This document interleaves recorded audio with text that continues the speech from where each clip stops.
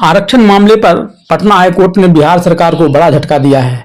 जाति गणना के बाद बिहार सरकार ने आरक्षण की सीमा बढ़ाए जाने का प्रावधान किया था, जिसे पटना हाईकोर्ट ने रद्द कर दिया है। हाईकोर्ट के फैसले से अब पूर्व निर्धारित आरक्षण की सीमा ही बिहार में लागू रहेगी।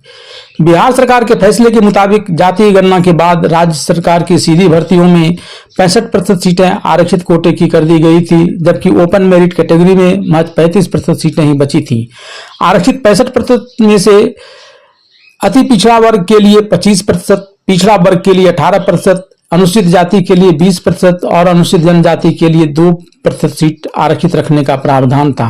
इस मामले में पटना हाईकोर्ट का मानना है कि आरक्षण की जो सीमा 50% पहले से ही निर्धारित है, उसे बढ़ाया नहीं जा सकता है।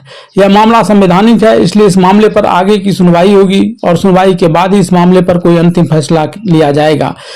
मीडिया रिपोर्ट के अनुसार पटना हाईकोर्ट के चीफ जस्टिस ने माना कि बिहार सरकार का फैसला आरक्षण नियमावली के खिलाफ है। हालांकि बिहार सरकार इस मामले को सुप्रीम कोर्ट लेकर जा सकती है, जहां इस मामले में सुनवाई होगी।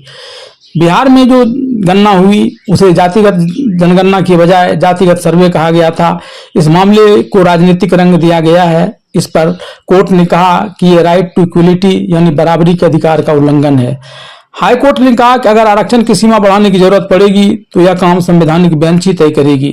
इससे यह साफ हो गया है कि यह मामला सुप्रीम कोर्ट की बेंच के पास जाएगा, जहां संवैधानिक बेंच इस मामले में फैसला करेगी कि बिहार सरकार द्वारा आरक्षण की सीमा बढ़ाई जा सकती है या नहीं।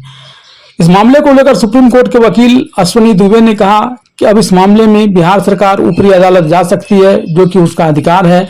लेकिन बेसिक सवाल यह है कि जो आरक्षण बढ़ाया गया था वह संविधान के अनुच्छेद 14, 15 और 16 के विपरीत था।